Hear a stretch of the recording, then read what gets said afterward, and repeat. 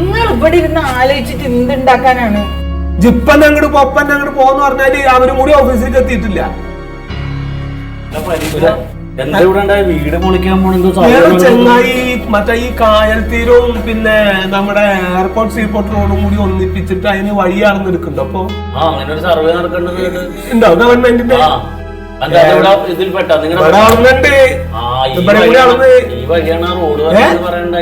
അതെ ഞാൻ ഇവിടുന്ന് മാറൂല. ഇതിന്റെ വാപ്പാട് സ്വത്താണ്. വാപ്പാടെ മുതലല്ലേ ഇത്?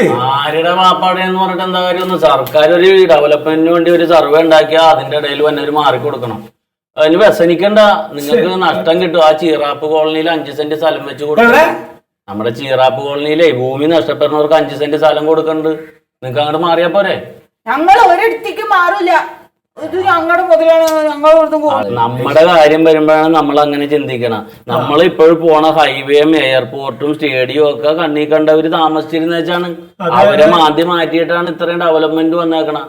ഇപ്പൊ എന്തപ്പോ അതിന് വേറെ നമുക്ക് എന്തെങ്കിലും ചെയ്യാൻ ഇതിനൊരു വഴിയുണ്ട്. എന്താണ്? ഇത് രക്ഷപ്പെടാനൊരു വഴിയുണ്ട്. ഇത്തിരി റിസ്ക് ആണ്. നമ്മുടെ മറ്റേ ഹൈവേ വന്നപ്പോ അവിടെ ഒരു ടോൾ ബൂത്തിന് വേണ്ടിട്ട് നൗഷാദ്ക്കാരുടെ സ്ഥലമാണ് ആദ്യം ഇതുപോലെ അക്വയർ ചെയ്തത്. നൗഷാദ്ക്ക് ഈ ഉദ്യോഗസ്ഥരെ ചെന്ന് കണ്ട് ചെറിയ ചില്ലറ കൊടുത്തപ്പോ അത് നമ്മുടെ നോർമന്റെ വീടിന്റെ പരിസരത്തോട്ട് മാറ്റി കൊടുത്തു. അതുപോലെ ഈ സർവേക്ക് വന്നേക്കണവന്മാരെ ചെന്ന് സ്വാധീനിച്ച് ചില്ലറ കൊടുത്താൽ നമ്മുടെ ഈ പ്രദേശം ഇത്തിരി ബുദ്ധിമുട്ടാണെന്നും പറഞ്ഞ് ഒരു ഇത്തിരി ചരിച്ചു വെച്ചാ മറ്റേ അന്നാ വേസ്റ്റ് ഇടണവന്റെ വീടും സംഭവമൊക്കെ പോയി കിട്ടും. അപ്പൊ അങ്ങനെ ഒരു സംവിധാനം ഉണ്ട്. പൈസ കയ്യിലുണ്ടെങ്കിൽ നമുക്ക് അതിൽ ഇടപെടാം. എത്ര കൊടുക്കേണ്ടി വരും? എന്താ എത്ര കൊടുക്കേണ്ടി വരും? എന്റെ വാപ്പാടെ സ്വത്ത് ഇങ്ങോട്ട് കിട്ടാൻ വേണ്ടിട്ട് ഞാൻ അങ്ങോട്ട് പൈസ കൊടുക്കേ. പിന്നെ എന്ത് വർത്താനം ഈ പറഞ്ഞ ഓടെ വാപ്പാടെ സ്ഥലമാണ്. ഇതിന് വേണ്ടി ഇനി രണ്ടാമത് ഗവൺമെന്റിന് കാര്യം കൊടുക്കേണ്ട കാര്യം തെച്ചു കൊടുക്കണ്ടായിരുന്നു പറഞ്ഞത്. വാപ്പാടെ സ്ഥലമാണെന്നും പറഞ്ഞിട്ട് രണ്ടുപേരും കെട്ടിപ്പിടിച്ചിട്ടിരുന്നോ ചീറാപ്പ് കോളനി പോയി ദിവസവും വാപ്പാക്ക് വിളി കേൾക്കാം. അപ്പൊ ഓർക്കുകയും ചെയ്യാം. നിങ്ങളൊരു കാര്യം ചെയ്യാ, ഓഫീസിൽ പോയിട്ട് ഒന്ന് പറയും ഇത് ഞങ്ങളുടെ സ്ഥലമാണ്, ഞങ്ങള് വിട്ട് തരൂലാന്ന്. എന്റെ രസീത് നിങ്ങളുടെ മാത്രമല്ല 10-30 കിലോമീറ്ററിൽ ഈ ലൈനിൽ പോണ എല്ലാ വീടും പൊളിയണം. ഇത് ബുദ്ധിപരമായിട്ട് നീങ്ങും. നമ്മുടെ ഇവിടെ വരാൻ നേരത്തെ ഇത് ചതുപ്പാണ്, ഒന്ന് തിരിക്കാൻ പറഞ്ഞാൽ നമ്മൾ രക്ഷപ്പെട്ട്. അതിന് ഇത്തിരി പൈസ കൊടുക്കേണ്ടി വരും. ഒരു പൈസ ഞാൻ കൊടുക്കൂല. ഓരിങ്ങോട്ട് വരട്ടെ, നിന്റെ നെഞ്ചത്ത് ചോട്ടിട്ട് ഓരാ മുന്നോട്ട് പോയുള്ളൂ. മാത്രല്ല എന്റെ നെഞ്ചത്ത് കൂടെ JCB ഇട്ട് മാന്തി അങ്ങോട്ട് മാറ്റും അവര്. അപ്പൊ എത്ര കായ് കൊടുക്കേണ്ട ഒരു പേര്? ഇത് എത്ര കായൊന്നൊന്നുമല്ല. നിങ്ങൾക്ക് ഇതിന് ഇവിടെ തന്നെ കിടന്ന് മരിക്കണമെന്ന് താല്പര്യം ഉണ്ടെങ്കിൽ ഞാൻ ആ ഉദ്യോഗസ്ഥരെ ചെന്ന് കണ്ടിട്ട് നമുക്ക് അളവിൽ ഒരു ഇത്തിരി തർക്കമുണ്ടെന്ന് പറഞ്ഞിട്ട് ഞാനിവിടെ വിളിച്ചോണ്ട് വരാം. അപ്പൊ അവർക്ക് റസിയ പറയണം, സാറേ ഞങ്ങളൊന്ന് ഒഴിവാക്കാൻ വേണ്ടിയിട്ട് എന്താണ് ചെയ്യേണ്ടതെന്ന് ന്യൂട്രലിൽ ചോദിച്ചാൽ അവര് പറയുന്നത് തന്നേക്കെന്ന് പറഞ്ഞാൽ തലവേദന അങ്ങോട്ട് മാറി കിട്ടും. എന്നാ പിന്നെ ഓരോ വിളിക്ക് എത്ര കായച്ച കൊടുക്കാം. എന്താ പറഞ്ഞേ? എവിടുന്ന് കായ് എടുത്ത് കൊടുക്കണേ? നമ്മുടെ സ്ഥലത്തിന് നമ്മുടെ പോവാതിരിക്കാൻ പൈസ കൊടുക്കണ്ടേ? പൈസ കൊടുക്കാൻ പോവാന്നിട്ട് അല്ല, പൈസ ഉണ്ടെങ്കിൽ കൊടുത്തത് എന്തൊക്കെ പറഞ്ഞു ചോദിച്ചിട്ട് ഈ കായില്ലാത്ത സമയത്ത് വരുന്ന അവനെ അതിൽ കിടന്ന് വർത്താനം പറഞ്ഞ് ഓവറാക്കാതെ കാര്യങ്ങൾ നടത്താൻ നോക്ക്. എത്ര കായപ്പോ അവര് ചോദിക്ക?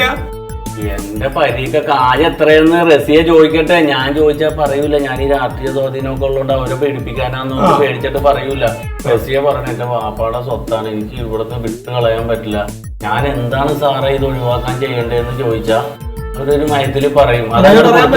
മയത്തില് പറയണം, അല്ലാണ്ട് കിട്ടൂല. എന്താ ഞാൻ പറയാ, ഞാൻ എന്തായാലും സ്വത്ത് വിടൂല.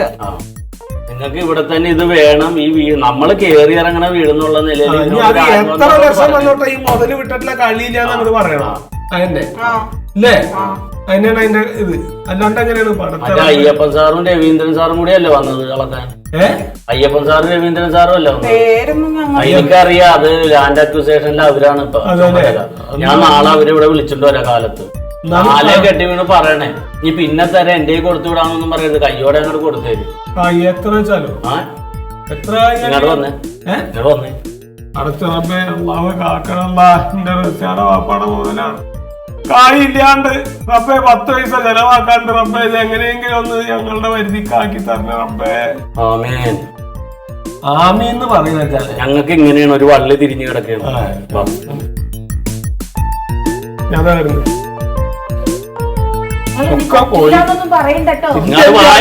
ഈ കായ് റെഡിയാക്കി വെച്ചോ. കാശ് കൊടുത്ത് ഒഴിവാക്കാനോ? എടി പൈസ കൊടുത്ത് ഒതുക്കി തീർക്കാന്ന് പറഞ്ഞാൽ കൈക്കൂലല്ലേ ഈ പറയണത്? പിന്നെ അതിന്റെ പേരിലാവട്ടോ കേസും കൂട്ടൊക്കെ. അത് എന്റെ പേരിൽ അതിനെക്കാട്ടും വലിയ പ്രശ്നമാവും. പിന്നെ എനിക്ക് എന്താ പറയുക, എന്റെ വാപ്പാട് സ്വത്താണ്, എനിക്ക് അങ്ങനെ കൈവിട്ട് കളിക്കാൻ പറ്റൂല. അല്ല പൈസ കൊടുക്കാണ്ട് വേറെ എന്തെങ്കിലും വകുപ്പുണ്ടോന്ന് അന്വേഷിച്ചൂടെ നമുക്ക്? വേറെ ഒരു മാർഗമല്ല, ജോസിട്ട് അതൊക്കെ അന്വേഷിച്ചല്ലേ. ഇതിപ്പോ എന്താ പറയാ, ഓര് പറയണത് ഇതിപ്പോ കുഴപ്പമൊന്നുമില്ല, കുറച്ച് വർഷം കഴിഞ്ഞിട്ടേ ഈ റോഡിന്റെ കാര്യങ്ങളൊക്കെ വരുള്ളൂന്ന്. അപ്പൊ അന്നേരം നോക്കിയാ പോരെ? അന്നേരം നോക്കിയാലോ, അങ്ങനെ ഒന്നോ നാളെ ആരെങ്കിലും ഒന്ന് കുത്തിപ്പൊക്കിയാലോ? എന്താ മല്ലികയുടെ ഉപദേശം ആ നന്നായിട്ടുണ്ട്. അല്ല വാസുട്ടാ, ഇവള് പറയാണേ കൈക്കൂലി കൊടുത്തിട്ട് ഇത് എങ്ങനെയെങ്കിലും ഒന്ന് ഒത്തുതീർപ്പാക്കണം. കൈക്കൂലി കൊടുക്കേണ്ട സ്ഥലത്ത് കൊടുക്കണം, അല്ലെങ്കിൽ ആള് വിടും. അതാണേ. പിന്നെ അതിന്റെ പേരിലേക്കുള്ള കേസ് കൈക്കൂലി എടുത്താലേ രണ്ടാളും ജയിലിൽ പോയി കിടക്കേണ്ടി വരും. നിങ്ങൾ ഇങ്ങനെയൊക്കെ ആലോചിക്കുകയാണെങ്കിൽ. അതെ, എനിക്ക് തോന്നുന്നത് എന്താ അറിയോ, നമ്മുടെ അപ്പുറത്തെ വീട്ടുകാരുണ്ടല്ലോ, അവരെന്തോ കൂടുതൽ പൈസ കൊടുത്തിട്ടുണ്ട് എന്നാണ്. അല്ലെങ്കിൽ ഇപ്പൊ ഹൈവേയിലേക്ക് പോവാൻ ആ വഴി പോവല്ലേ ഏറ്റവും എളുപ്പം. ഇത് കൂടെ അങ്ങനെ കറങ്ങി തിരിഞ്ഞ് നമ്മുടെ മുറ്റത്ത് കൂടെ തന്നെ വരേണ്ട വല്ല കാര്യമുണ്ടോ? ശരിയാണ്. അതൊക്കെ വേണം ആലോചിക്കുക. അപ്പൊ ഓരെത്ര പൈസ കൊടുത്തതെന്ന് അന്വേഷിക്കണല്ലോ.